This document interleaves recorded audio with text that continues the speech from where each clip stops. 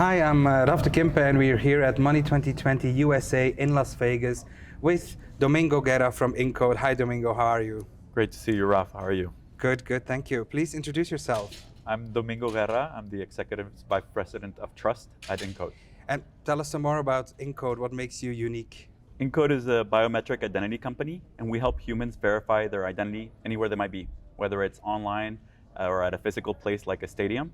We verify humans to make sure that they are who they say they are, and it's someone that you want to do business with. And what are the current challenges in biometric identification? I think we've seen a first generation of identity verification where they replaced in-person onboarding with remote onboarding or remote verification. So they'd send your selfie and your ID to a call center in India or Colombia, and then a human would take a decision. That doesn't really scale, it brings error, and there's bias there. Second generation started introducing a little bit more of the computer vision to try and make decisions, but they weren't very accurate. So I think that the latest trend, the third generation solutions, utilize AI and machine learning to make fast and accurate decisions in real time. So if you can get a technology that makes a decision in real time, the user has a much better experience. They don't find out they were rejected minutes later or days later. They find out instantly if there was glare or an issue in the ID, they can fix it. Better experience leads to better onboarding and more revenue for our customers. And what can be done to tackle these trusts and threats in AI and money laundering? We've seen a lot of threats now. The tools that are available to us to make new technologies are also available for the attackers. And there's, in down markets like we are right now, there's even bigger incentives to commit fraud as well. So we have a technological trend increasing fraud, a financial trend increasing the need for fraud for people that need to make ends meet. So it's a tough challenge, but we have to fight it with better technology. So spoof detections, liveness detections, defending against presentation attacks are very important. And also an AI that can learn really fast, because if you have to make decisions and send them back to a home database or check with different third parties, it might take a long time. And that balance between fraud and conversion is one that customers don't want to have to make. You don't want to lose a good customer because you added unnecessary friction.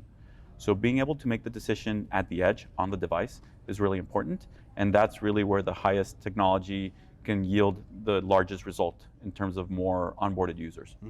So as you say, it's very important for experience to be frictionless for consumers, right? Absolutely. At Incode, we say that it's not about reducing fraud or enabling conversion.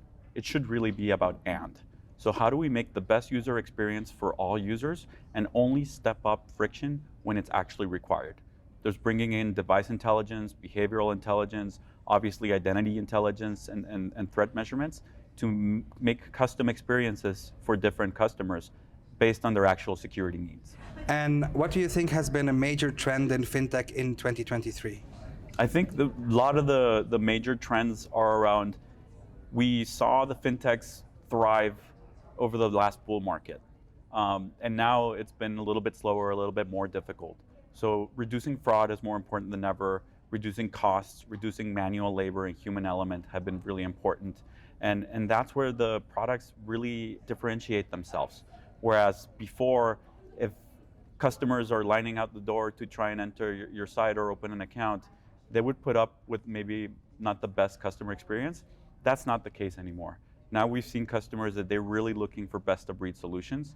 Good enough is not good enough anymore. And that puts a lot of pressure on the market, but it's something that we love at Incode. It's a challenge that we're really coming in, partnering with these customers and creating the next generation of experiences that are going to have that higher conversion, lower fraud, and better user experience.